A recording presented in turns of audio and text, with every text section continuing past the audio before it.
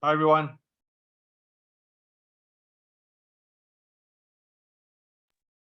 Hello, Andy.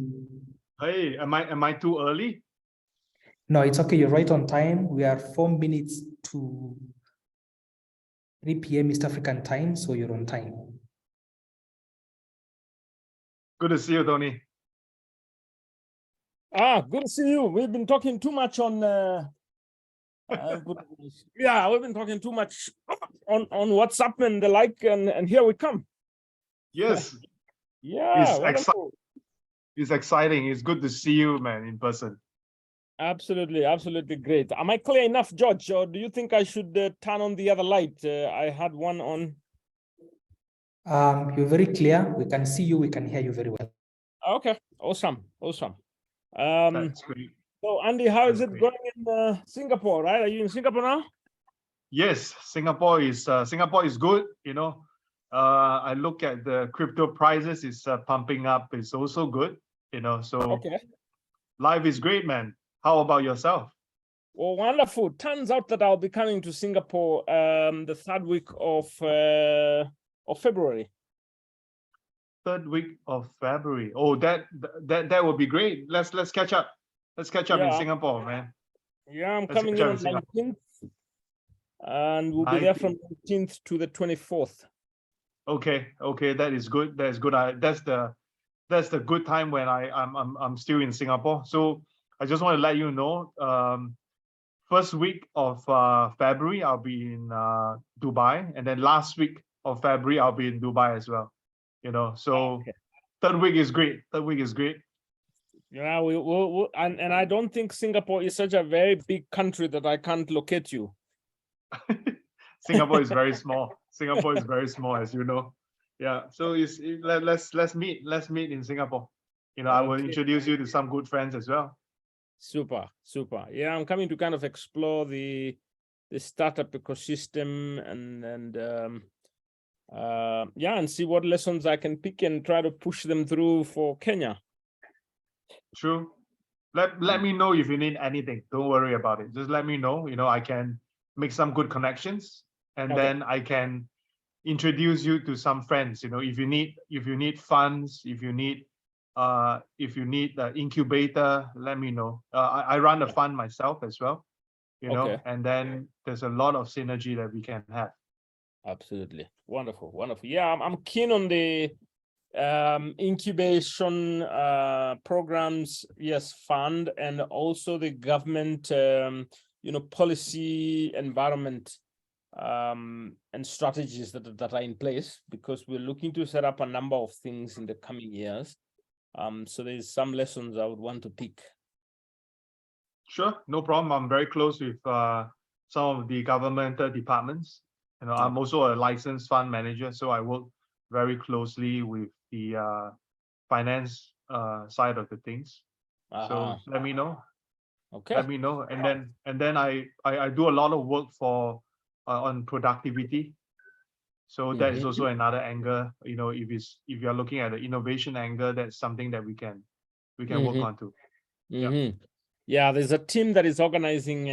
We have a partnership with JICA, I think, Deloitte, and a few others. So I'll check what they have put in place, and I'll give you some ideas of slots that I can see, and then the areas of interest, and then we can try to figure things out.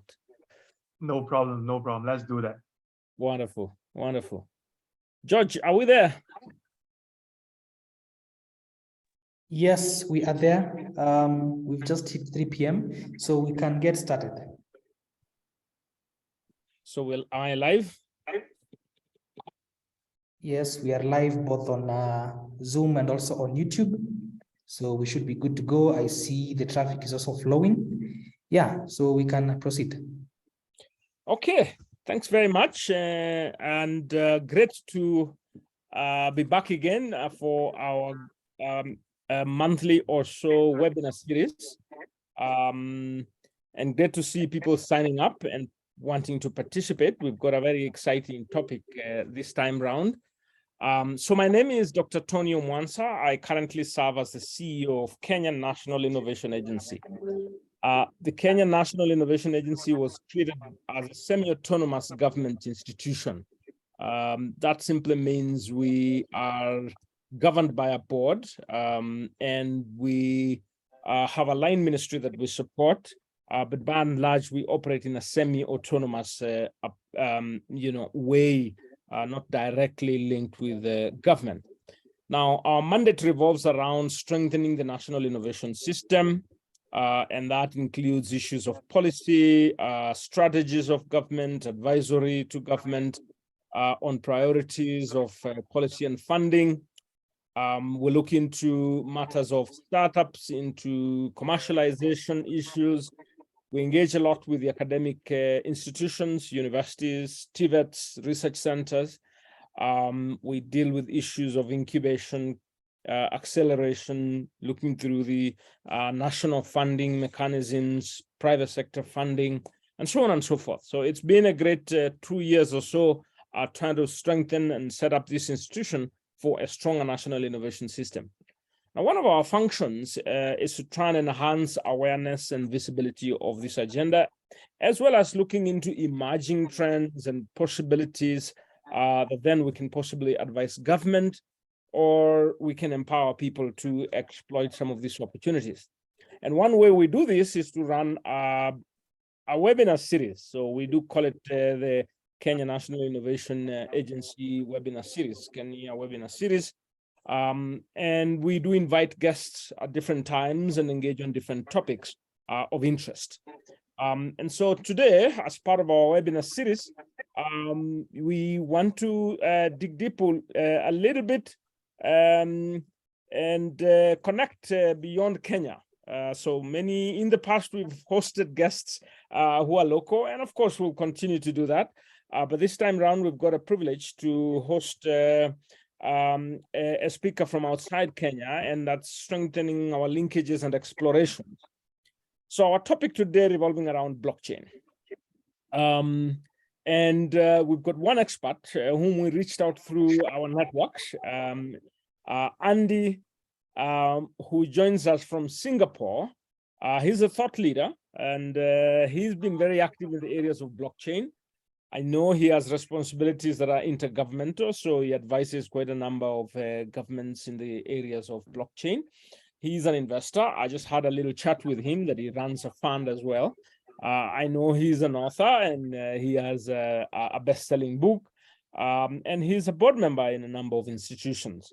So with that little background, it gives a sense that we've got a very capable person to address this topic of blockchain. And I did ask him in the past, what would you want to cover in the area of blockchain? And he looked into, decentralization, reevaluation, the reforms around blockchain, what prospects we have in business in 2023 and beyond.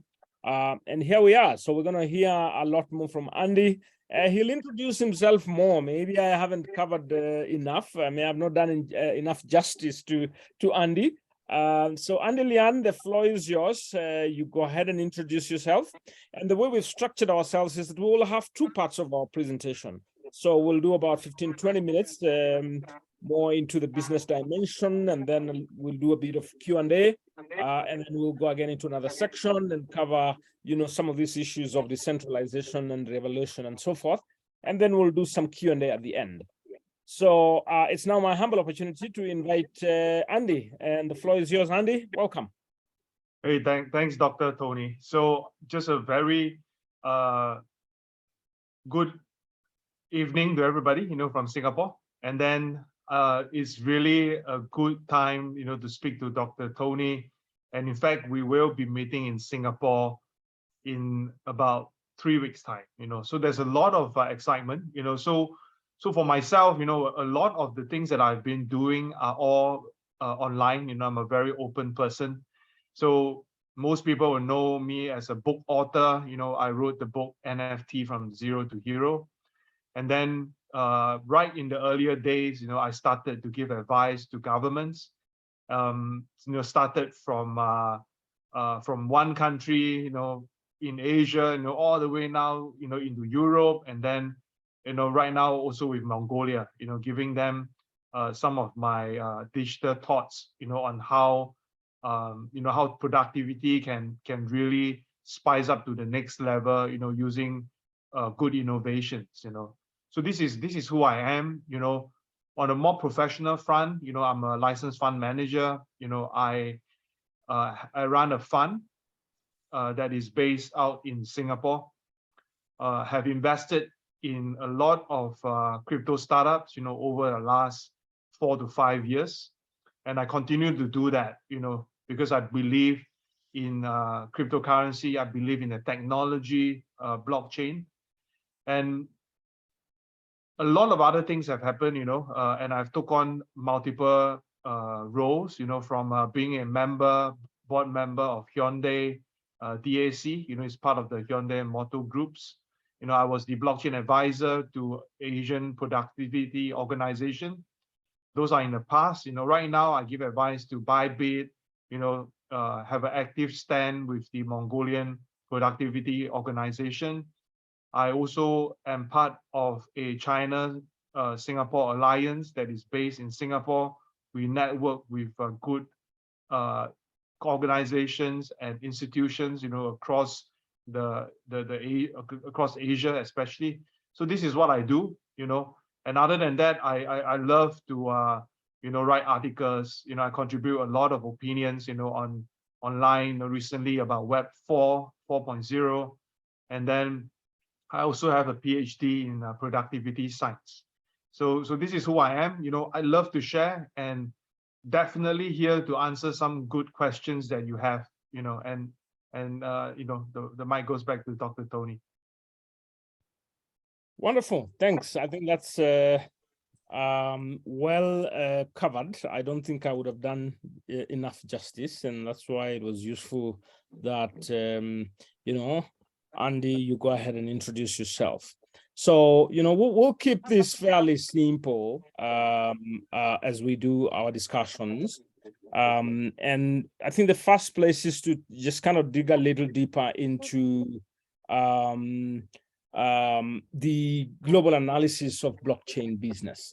Where we've come from, where we see ourselves heading. I think let's get a feel of the prospects and opportunities in blockchain. And so, do you want to get started, Andy? Sure, let's do that. I just want to give a few blanket statement, on how I look at blockchain businesses. I think blockchain businesses, as compared to probably 2018 and now, there's a big difference. Where are the differences? You can see that people are no longer saying that, oh, I'm using blockchain technology to clear my daily funds, for example. Many of these things have already slowly been inbuilt into financial system, for example. They are also slowly being built into healthcare systems. Healthcare is a big thing, and healthcare has a lot of good use cases for blockchain, especially for patients' data, right? Especially for empowering, patients to have their own data. So all these things have already been in the process, and most people are not talking about it, not because they are not using it, it's because they are using it and they find that, okay, it's a very seamless process, for us to use the technology. So this is how it is in my part of the world. So then we will be asking about a few other questions. Then what are the next big things that you can see using cryptocurrency? Well, I would say that cryptocurrency and the word blockchain, although they are interrelated, but the kind of use cases are very different. So I would say that in the field of blockchain, we would see more automation that is going to kick into the different sectors, from industrial 4.0 kind of full automation, to automation at home using the technology blockchain. But where is cryptocurrency kicking in? How does it work and value add the whole of this whole blockchain ecosystem that we talk about. I think cryptocurrency has a very strong use case in terms of, for example, payment. You know, I have friends, you know, who are in Kenya. You know, they use cryptocurrency just like, well, really just like any normal day. You know, they use it to pay their friends. You know, they use it to pay for food. You know, and it's very seamless. You know, in a digital economy, especially in Kenya.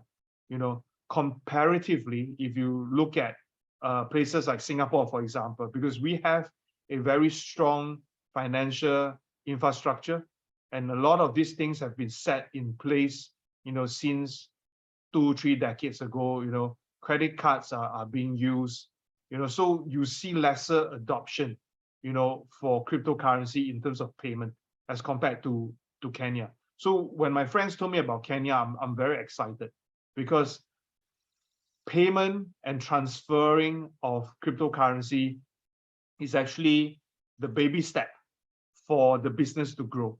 You know, I mean, you may not see, correct me if I'm wrong, you may not see many businesses on the ground, you know, sustaining themselves using crypto, but the move of using crypto, spending crypto is already a big plus for Kenya to kickstart, you know, a new digital economy. That's how I look at cryptocurrency, and it is a very big advantage compared to places like Singapore, Hong Kong per se, because we are living on a two separate kind of a financial system. And is it good? Is it bad?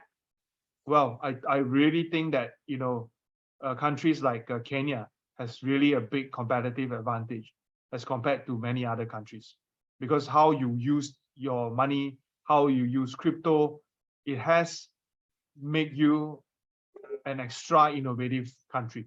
That's 100% for sure. So this is how I look at it. And then on a more global front, you know, coming back to cryptocurrency, you know, how you make the payment using cryptocurrency. Some people ask me, you know, if you are in Southeast Asia, for example, you know, you might be thinking, is there a way we can enhance our supply chain?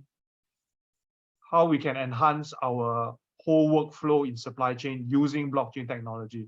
I think yes, in terms of traceability, authenticity, blockchain is one of the best back end, you know, to do all this tracing. You know, if we can adopt cryptocurrency on top of what we talk about right now, you will then see a better ecosystem. You know, you pay seamlessly, you are able to track your goods, you are able to track your goods doubly using cryptocurrency.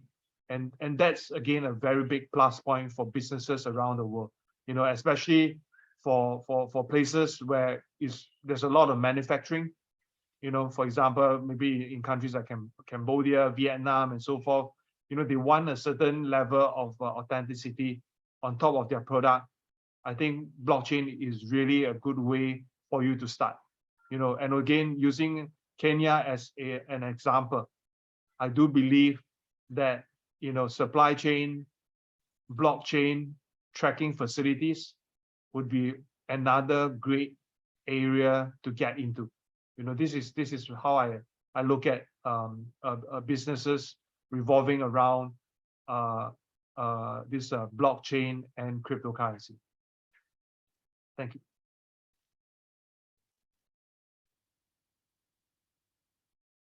Okay, thanks.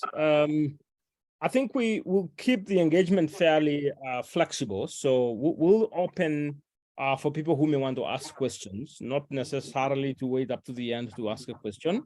I think there's an opportunity to pose questions along the way as we go. Maybe I will quickly pose one before we go to the second phase of your presentation, to revolve around what is your recommendation or thought process based on interactions you've had around the regulatory environment. You know, government is always going to be wanting to connect to this issue.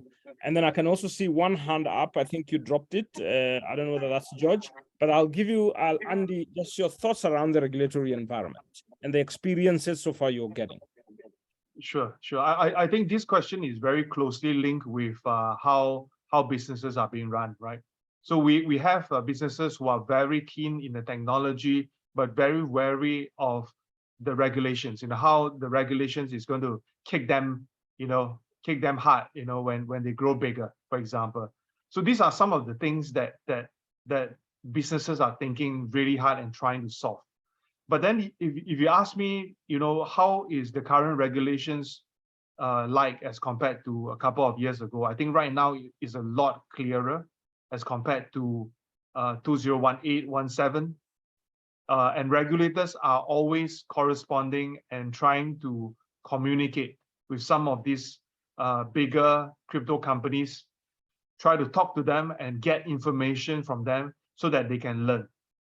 So I think some of these governments who are more open, some of these governments who are more advanced, they want to learn more. They learn from the bigger exchanges, they learn from the leading chains, and they get their advice from them. Okay, and then they will also speak to expert, independent ones. For example, like myself, to ask questions that they have in mind. Or maybe they thought that is not a very clever ask, if they speak to the exchanges or the chain. So independent advisors and consultants like myself, will be there to smoothen out the process of getting them to understand crypto, to understand where are the pain points and to understand where are the gaps. So these are things that are really happening on the ground, with the regulators. So regulators right now are a lot faster, but they are still playing a very much catch-up game. Why is it catch-up? It's because cryptocurrency moves very, very fast. And when it moves very fast, new questions pop up in the regulator's head. They might be thinking, oh, how do we differentiate from transactions from chain to chain? How are the transactions on the centralized exchange being captured? They have a lot of all these questions that they want answers. They also want to know how decentralized networks are going to work. Where do we account for some of this decentralized work? Can we get tax from decentralization, for example? So these are many questions that regulators have in mind, and they are constantly asking all these questions. They want to know the answers. So this is how I look at things when I deal with different regulators. And also, to be very honest, regulators nowadays, they work very, very closely with not-for-profit organizations. They work very closely with think tanks. They work very closely with the different schools. So for myself, I always want to keep myself in a more neutral position, and then try to use that neutral position to give the correct stand to the various stakeholders, including the government. Because government wants opinion, they want consultation that are credible and neutral. So like, for example, schools will reach out to me and say, hey, Andy, do you think we can commission a paper together based on this particular research? Yes, this can be done. It's going to take years, sometimes months, sometimes weeks, depending on the publication itself. And this publication usually is being asked or commissioned by the think tank to the school, or from the government to the think tank to the school, so that this research work, can help them to facilitate some of their thinking and facilitate some of the policies moving forward. That's how I look at it. Okay, great. I can see one hand. I think we'll just keep it open. I see Eric Now, Ed Karani saying, I see a lot of opportunities in the use of blockchain in our tea and coffee value chain. How does a roadmap to trade in these areas look like? I think he's looking for comments around these domains of coffee and tea. And Kenya, we're fairly strong in the value chain of tea and coffee. So we'll take that question. And then I am happy to have Thomas Omweri ask your question. I think you've raised your hand up. Hello, good afternoon, everyone. Thank you, Andy, for sharing the knowledge with us, and Dr. Mwensa for organizing the session. Because we are talking about regulation, my question is more of, that policy aspect, where governments, of course, would want to have control on what exactly is happening. And to even bring it closer home, for a long time, we have seen financial regulators, like in our case, the Central Bank of Kenya, providing advisories against, somewhat against the uptake and the use of cryptocurrencies because of the volatility and the uncertainty surrounding that. And it goes without saying that governments have a critical role in the advancement of any technology. So in this case, because of the advisories, they have acted like inhibitors as opposed to catalysts in the uptake of this kind of technology. But even amid all these advisories, people, especially in Kenya, have gone against all odds, especially the young populace, to still embrace the blockchain idea. So we are not there yet, but at least a number of them are already getting engaged in that kind of technology. So I'm interested to know if there are any steps, and this is particularly to you, Dr. Mwansa, given you are better placed, to know if there is any significant progress within government to change this stance and begin appreciating that indeed the world is now going towards a different direction. Are they in any way embracing the idea? Okay. All right, thanks. That's a valid one. We'll come back. And now let me take Stacy. And then Andy, I think you can comment across the three, and then I'll chip in as well. So Stacy, the floor is yours. Hi. My name is Stacy. Thank you so much, Dr. Tony. Thank you, Andy, for this session. My name is Stacy from Kayana, Kenya. Basically, from the conversation, I'm really curious. What have you done in terms of blockchain in community? I don't say development, but management, especially for the scenario where you want to develop a token that the members can actually I don't say award, but actually it's used to trade in context of the upcoming CBDC. That, how do we align? Because yes, you can discuss regulators, but regulation always changes, but there's the infrastructure angle of it. I'd really love for you to touch on that. Thank you. Okay, thanks. Sure. I hope that was clear for you, Andy. The floor is yours. Sure, no problem. I'll take on the questions one by one. So first one about coffee and tea and blockchain. So some of you would have read my CV that I used to invest in coffee plantations, and I actually deal with quite a number of roasters and as well, where they want to use blockchain technology to track and trace, their coffee beans, for example. So this is a real situation. We have a friend who is very active in East Timor. They want their coffee to have that special tracking mechanism. So each batch has a special QR code that's attached to it. So in the beginning they are only using QR code, but then, like every one of us, we know that QR code can be easily replicated. So what they have then implemented will be a dynamic QR code. So each batch of coffee bean that they have shipped, they have their own very unique way to account for the various batch, the various package, and the various packaging.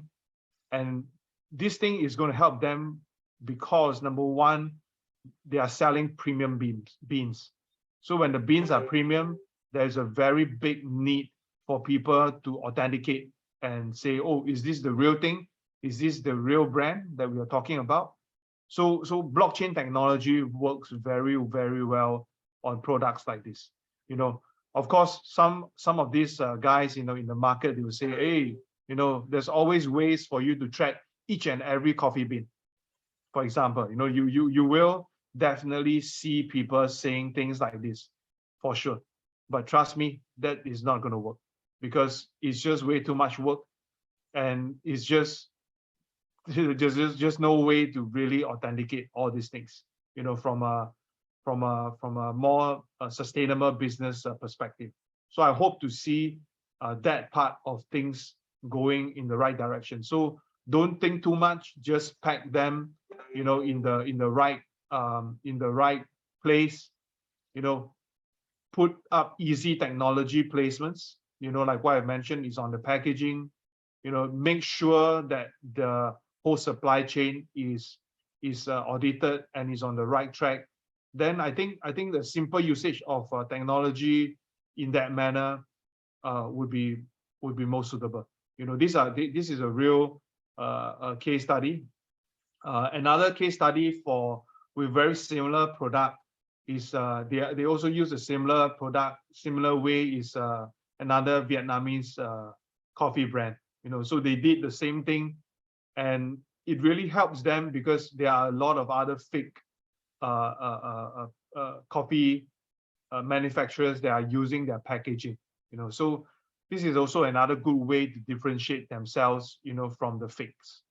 So this is pertaining to the coffee and tea leaves question. So this is number one. Number two is I think it's about regulations and how you know, regulators react a bit slower, you know, to some crypto policies. I've walked through the whole process, you know, since 2018 on this whole journey. You know, you should not be too rushed, or should not push the regulators too hard.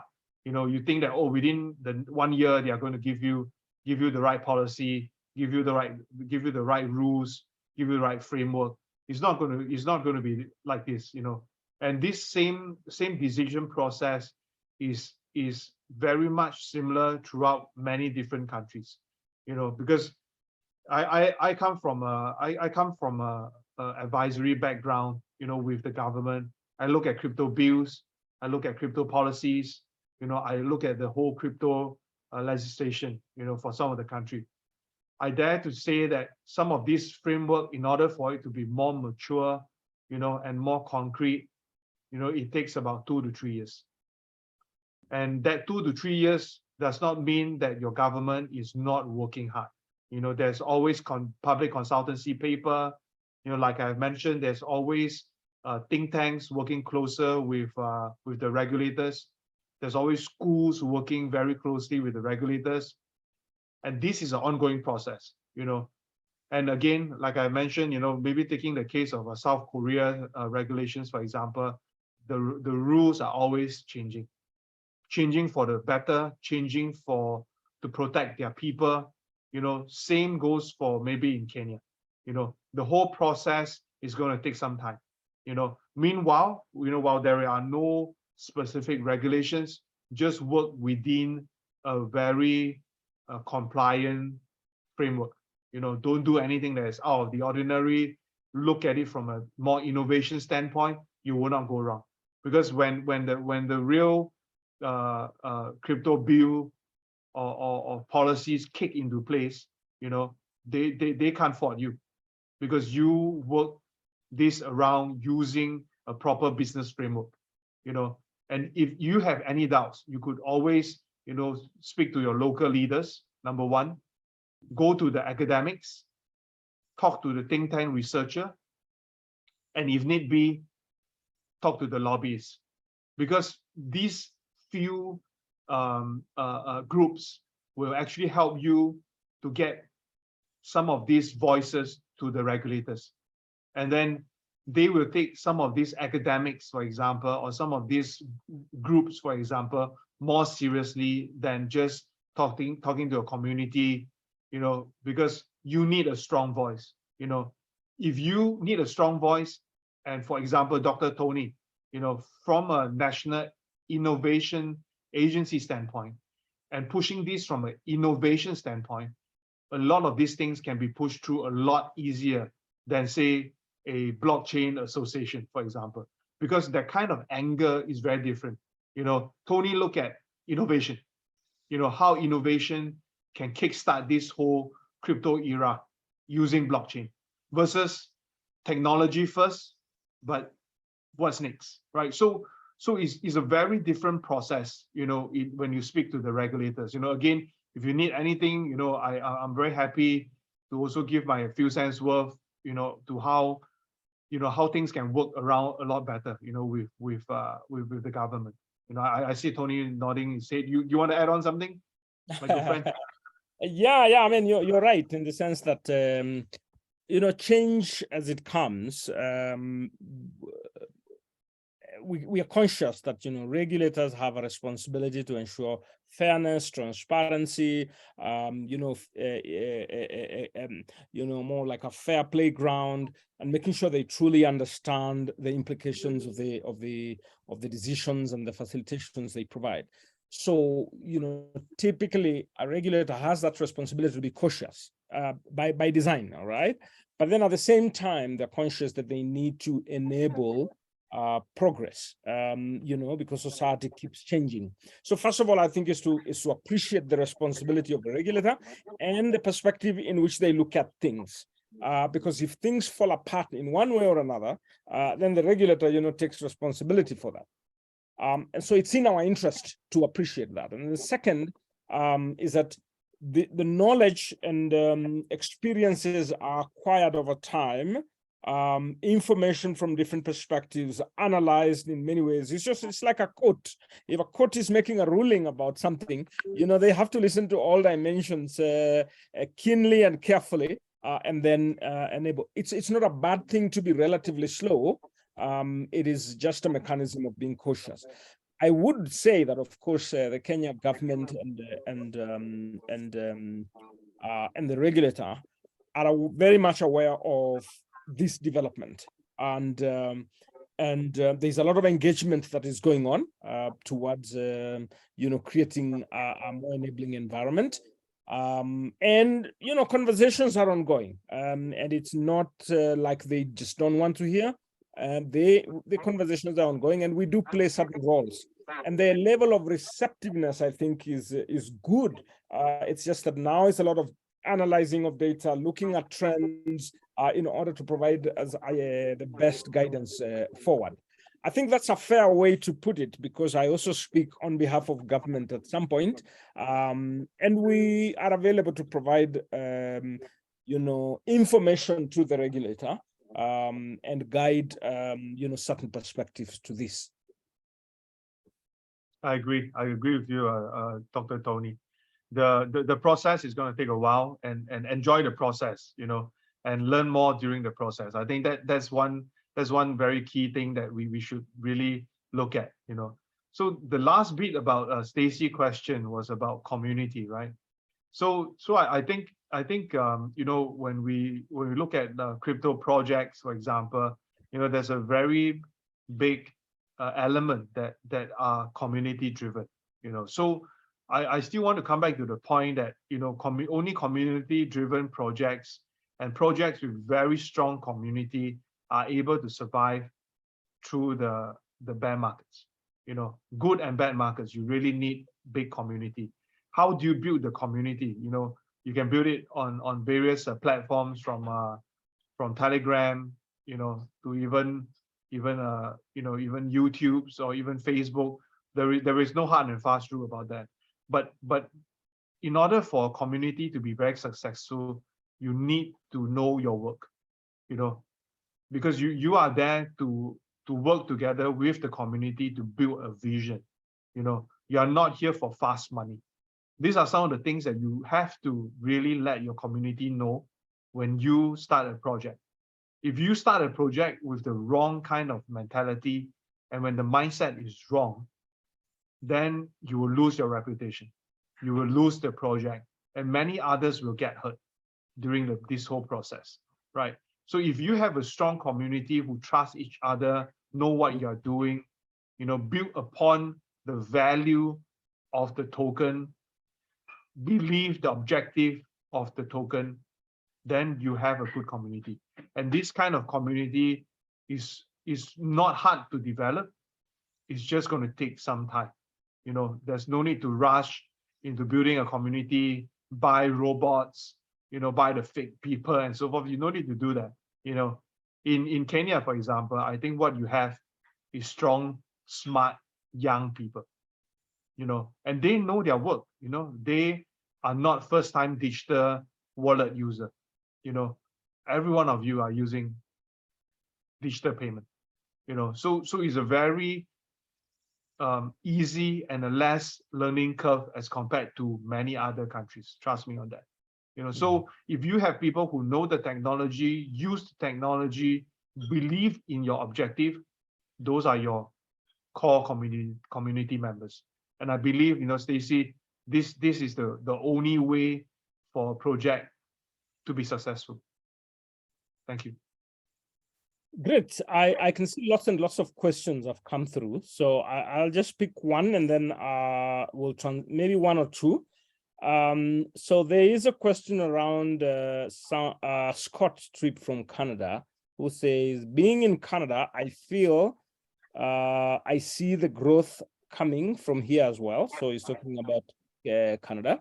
Now, the question is, do you feel blockchain will open trade around the world in an open, transparent way? And how does this path potentially lay out? Then let me take another one that I think maybe you could relate with.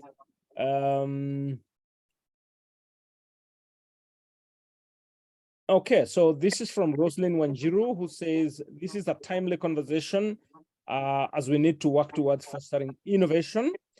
In your current work as an advisor, how can companies leverage blockchain technology in building trust with regulators? I think this is the same conversation around regulators. So I think she's looking at you know, how private entities can make that kind of contribution. In a way, I think you've kind of addressed that question, but if you want to add anything to it, that's okay. But maybe you could easily pick up Scott's question around whether you feel blockchain is going to help with open trade around the world. Sure. I will take on Scott's question first. So I think it's I think the word open trade, you know, if you're talking about physical trading and so forth, I don't think blockchain is going to make too much of a difference to open up trade.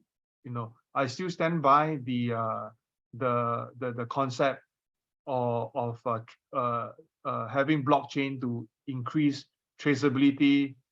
I think that narrative is something that I think is more practical. You know, opening up trades, I don't think is practical. But if you look at it, not from a cryptocurrency standpoint, you look at it, I mean, not from the blockchain standpoint, but from a cryptocurrency standpoint, yes, it does open up more accessibility across multiple regions. You know, I'll give you an example. You know, so some of my friends, you know, instead of them trying to send money through PayPal, for example, you know, or maybe Cash App, for example, you know, they felt that it's a lot more timely and a lot more private, you know, using cryptocurrency, you know, and then with that kind of context, you know, friends from across the world, what they can do is that they can send money across the world. You know, ask your friends from Canada, for example, to buy something from you and send it to Singapore, for example, and if both of you has cryptocurrency, you can use that as a form of exchange for the services or the goods.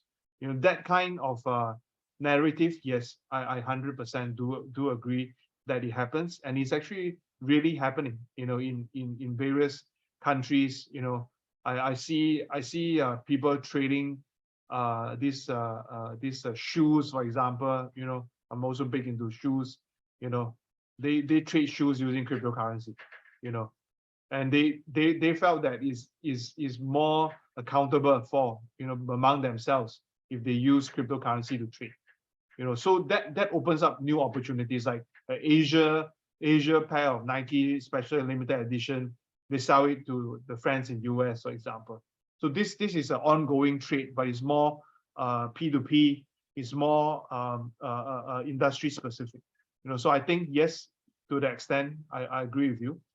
And then coming to Rose, your conversation around how companies can leverage on the technology to build trust with regulators. I think it really depends. So I have friends who are doing invoice financing, for example. They are using, because invoice financing, there's also a lot of fraud, right?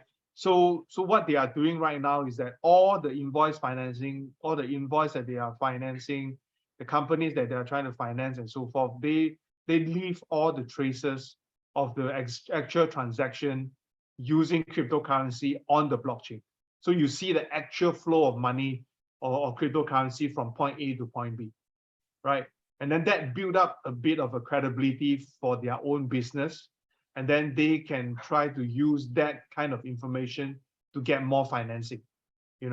That same kind of theory or narrative will also work with regulators, because regulators also want credential, and then how are you going to do that? Well, part of it is through your transaction. Some of my friends will say that, oh, your this a master degree can be on the blockchain, so that when regulators speak to you or where your employer speak to you, everything is on chain, for example. That is also a different level of trust. And then last but not least, companies, what they do, especially in the supply chain place where there's a lot of bill of lading, there's a lot of offline work, for example.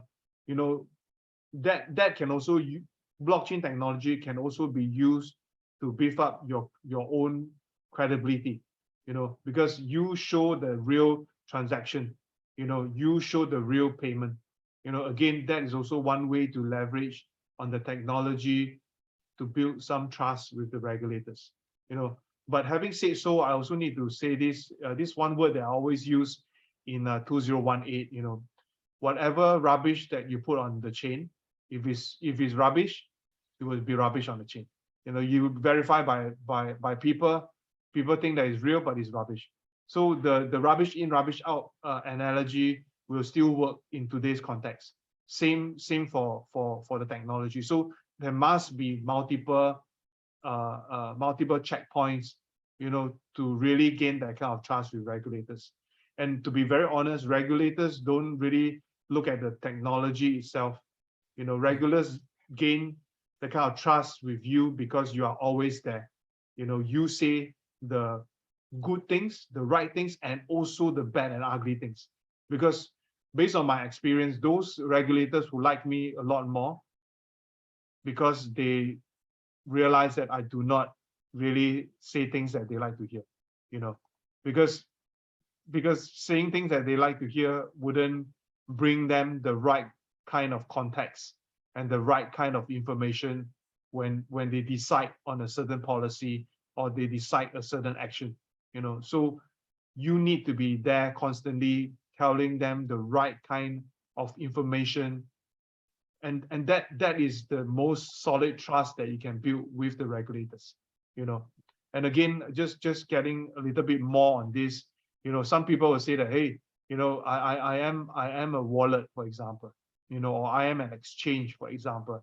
How would this technology, help you to build a business case and gain trust from the regulators and they give you a license? I think number one, you need to be 100% compliant. As long as you're compliant, the government or the regulators will look at you and look at your application in a different light.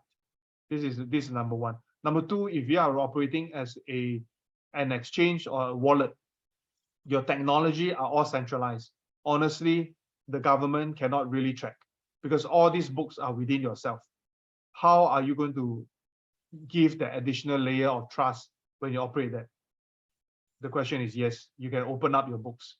You can open up your books, show them your ledger internally, prove to them that what you are doing are correct and according to the policies that the government has set and following all the financial rules that were set in place long ago.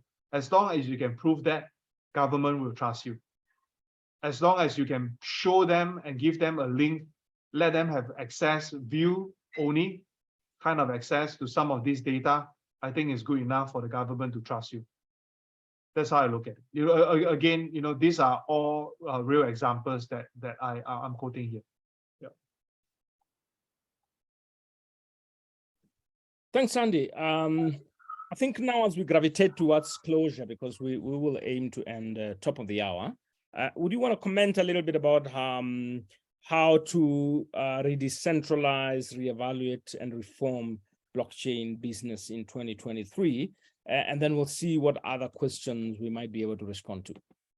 Sure, I will do a very quick one on that. The reason why I use the word redecentralize is, if you look at how people are talking about decentralization, right? I believe there are groups, on the ground, lobbying group on the ground, they'll say that decentralization is about getting rid of governments.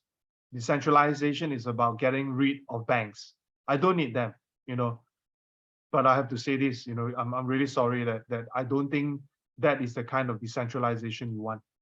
To a certain degree, you will still need them. To a certain degree, there are good fallback parties that you can rely on.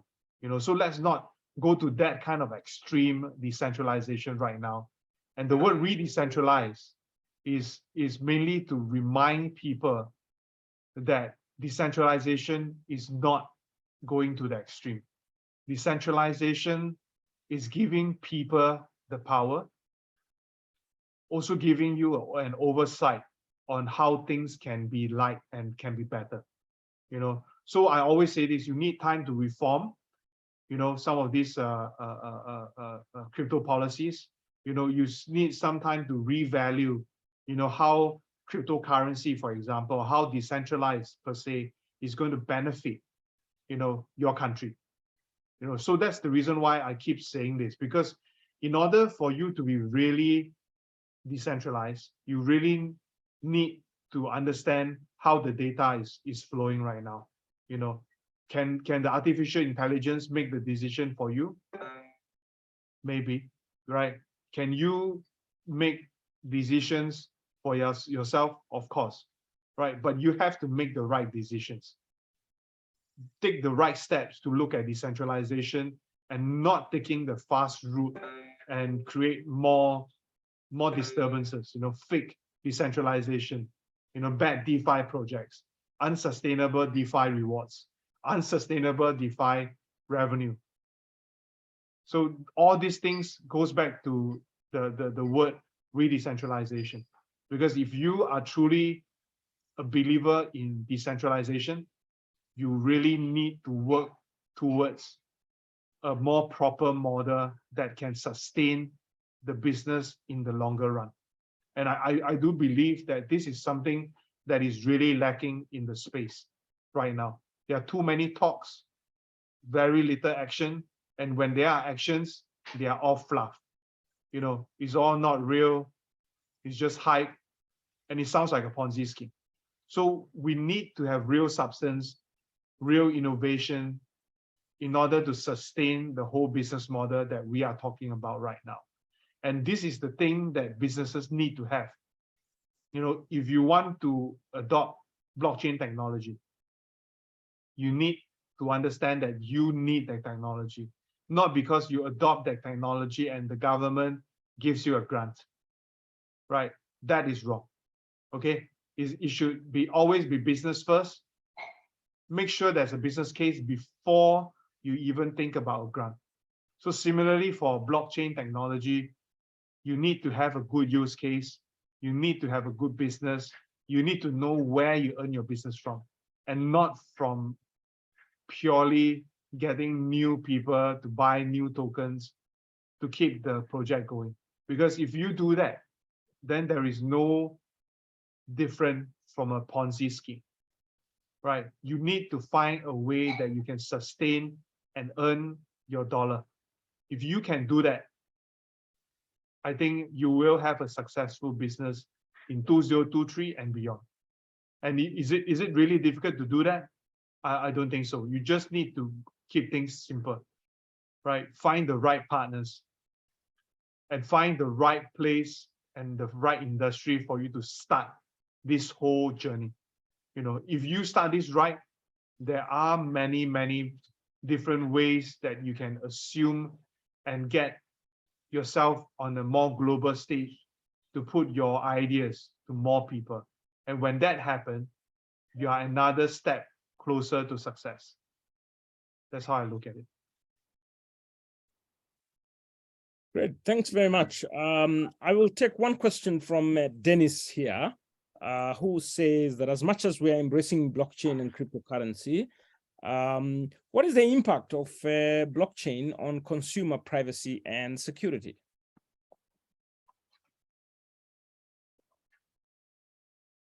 Okay. You can see the question. Can I take that, or Yes, Tony, yes, you take that. You go ahead. Sure, Go ahead. sure. Yeah, sure. So I think, you know, when we embrace cryptocurrency and embrace blockchain technology, please do not forgo your privacy. Yeah. So this is one straightforward message that I really want to share. You know, and then when you talk about privacy, about how blockchain technology can provide more private, really, maybe the real right word is just more privacy for you. You know, if you are running a business, for example, you know, and you are like myself, you know, that do I have much privacy? Not really. But am I giving away my numbers, my ID number, my address? No, I'm not. Right.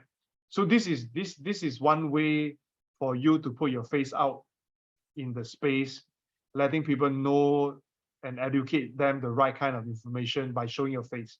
So this is a totally docs model, you know, so you show who you are and so forth. But there are many people who prioritize privacy over everything else. So they stay as a meme, right? So you can see a profile picture, it'll be a cartoon face and so forth. You know, that is their way of protecting their privacy, you know. But then again, do you really trust people who are hiding behind a profile picture? You know, are you able to understand, you know, the kind of mentality behind some of these guys?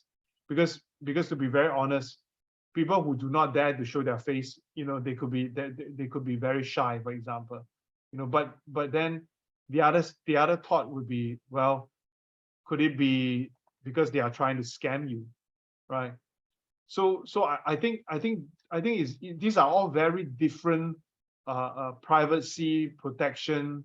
These are very different security mechanism that you can help with yourself, you know, moving forward. You know, we embrace technology because we believe in it, you know, and we embrace technology because we believe that the impact that the technology can bring to the consumer will be a lot more, right? So security wise, I think it has to be 100% secure. You know, some of these blockchain or some of these smart contracts are being hacked, you know, but when they hack it, they could not actually extract a lot of other private information too. So again, that's the beauty of the technology, you know, and that's the kind of fallback plan that you have, you know, and again, you know, blockchain and how the whole maybe enterprise software and how the whole system works, you know, there are multiple layers, you know, as long as the security is done properly, you know, on the most basic layer, I think normal consumers should be safe. And if your data are all on blockchain and is well encrypted, and is a proper blockchain with a proper nodes, I think your privacy is very much protected, in that sense. So hope again I answer some of this question, in the right framework. Yeah. Yeah. I'm now curious. I mean, I just sampled the questions that you could respond to, and I want to pose to you a question around training and capacity development on issues of blockchain and cryptocurrency, where you're seeing the academic systems moving. I mean, in this case, I'm looking at universities, TVETs. Are there courses that people are taking? What's the trend, how the careers are emerging in this regard, and what you see the role of institutions of higher education in the future of this kind of technology? Sure. I think this is a very valid question, because I always believe in nurturing the young, and nurturing the young starts from education. Whether it's going to be a bachelor's degree, a master's, or even a PhD. I think that's a very good time for people to, to interact, learn, and share, right? So first of all, I'll give you a little bit of background. I used to be the chairman for esports, esports association. We try to champion esports as a degree curriculum. Sounds crazy, right? But it happened. We did it. We make it happen, and it become a formal course, formal degree program for esports. Kids playing games, and they make it into education, teach them how to do esports management, sports management, and so forth. Okay, so same thing, for blockchain. The journey is this. There are multiple tracks. Track number one is people who are looking at becoming a developer, right? You can learn Python languages, start as a developer, right? You can also, from the developer side, you can also learn how to look at user interface, user experience. Then you can look at the technology side of things into security, for example. So that could be one stream, where people are more towards the technology side. The other stream will be more towards the business side of things. People might be saying that it's easy to run a blockchain business. You just need to read a few articles and you are an expert. Yeah, there are a lot of these fake experts right now in the space. But in order to properly manage a blockchain business, I think it is also very suitable to have a course and a degree program, teaching people, what is blockchain, how can blockchain enhance your business, what kind of chains do you need to use, what is the difference between marketing a crypto project versus marketing a normal project, what kind of timeline and what kind of a speed are you looking at when you are looking at marketing a crypto project. I think these are all seems like very basic things, but it's vastly different, from the traditional business. Traditional businesses, for example, they look at different funnel, upper funnel, middle funnel, bring in the marketing and just do the job, right? These are all very textbook based, right? If you are a centralized entity, for example, if you are a brand, you're like a FMCG goods, or even a centralized exchange, this model works very well, because these are all textbook style kind of a marketing plan, right? But if you are in the crypto space and you're running a crypto project, the kind of pace that you got to go through are very different. The decision process is very fast. You need to have a very clear mind. If you are in a normal traditional business, one day you can say A, another day you can say B, right? At the very last minute, you can flip again, it's C. But that's okay. But in the crypto side of the world, decision got to be fast, you got to be precise, and you learn to do that in school, not when you are in real life. Because only through stimulation, only through your professors, you can learn from mistake. Once you get out in the world, that one mistake could cost you millions of dollars. So I think such a curriculum can also be put in a degree program or even a master's program, right? And I think that process itself is very useful. Reason being is many of us, and some of my friends in Africa or in Kenya per se, they have a passion in cryptocurrency. And if you have the passion, you study a degree program that is of your passion, you can excel. And if you are in that space itself and you turn out to be a more academic guy, for example, you might be doing research work that are talking about the next stages of decentralization. It could be a Web 4, it could be a Web 5, it could be a Web 6 or Web 8, for example. You could be the person who look at the perfect and ideal model for decentralization. These are all higher level research paper, So I think schools make a very, very good place to have all these experts.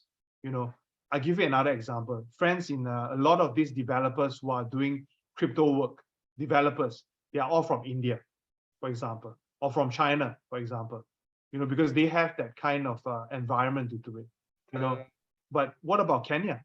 Kenya have some of the smartest people, some of the best people who are looking at technology and experiencing digital money from the very young age. I still think that there is a very big, very, very big role for schools to nurture and grow these experts. Grow these experts for the local market, grow these experts so that you give the young ones in Kenya a better vision and more opportunities abroad. Because I see that, local markets, abroad market, they can come back later. And that's how the whole economy is going to be formed. And I think, there's a very big chance for Kenya to take on this entrepreneurship and this pioneer role, within your region. And that is something that I want to emphasize, If today the universities are not able to come up with a full blockchain education degree, start off with a module within the business electives, right? Or start off a module within the development or engineering electives. That is one baby step, because right now at this current moment, to be real honest, there are not many schools who have full-fledged blockchain or crypto degree. There isn't many. So a baby step would be inputting them into the current business streams or engineering streams to give them a kind of sense on how this is going to work. Then you can have some EMBA courses that can train executives to look at cryptocurrency courses in a different manner. So this is a whole step that schools and institutions got to work together with. We even have schools, I can't name who right now at this moment, but we have schools coming to me and say, hey, can you come out with a NFT cost? What is non-fungible token? How is non-fungible token going to work, for my ID or for my DID, for my passport? Governments are asking questions like this. Schools got to train and come out with those experts. And again, this process is not going to be one-day process. It can be 1 year, it can be 2 years, and it should be ongoing. And if you believe in innovation, if you believe in crypto, and you think that the blockchain technology is something that you can really put through, schools will be the best place to start. Really best place to start. And nothing is going to stop us from studying or learning more. No problem at all. Sorry, I saw a lot of new questions popping up as well. you're looking at Outlook and things like that. I think you have a very, very active group of people, to be very honest, Dr. Tony.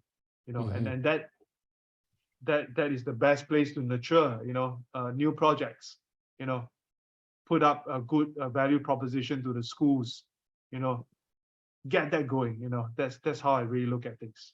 Yeah. Okay, thanks very much. Local time will look like we've already gone past 4. It just moves very quickly. I think it's been a very useful engagement. And thanks, Andy, for sparing your time to share your experiences and knowledge and aspirations as you see the trends within this area of technology and innovation. And thanks also for all the people who joined and the questions and the interactions. I'm sure you've learned something. So have I learned something. And we'll continue to engage in one way or another, directly or indirectly. And you can always reach out to us in Kenya. Our email address is available on the website, and you can follow us on social media as well. I just noticed that, Andy, you have quite a lot of followers, and it's a reflection that this is a very interesting and engaging topic that people want to follow. And so we encourage, the participants here to follow you through as well, because I see you post quite a lot in this area. I mean, this is one of those topics you can't ignore because, you keep seeing a trend, things are evolving rapidly, and somehow you will interact with this kind of technology as we go forward. I think with that, we are coming to a close. Andy, I'll be seeing you in a couple of weeks in Singapore as we interact more and more with the startup ecosystem in Singapore and continue to build relationships. And we look forward to hosting you in Kenya sometime, hopefully not too far away. Otherwise, thanks everyone for joining and have a nice evening wherever you are. All right. Bye, everybody. Take care. Thanks, Doctor. Thank you very much.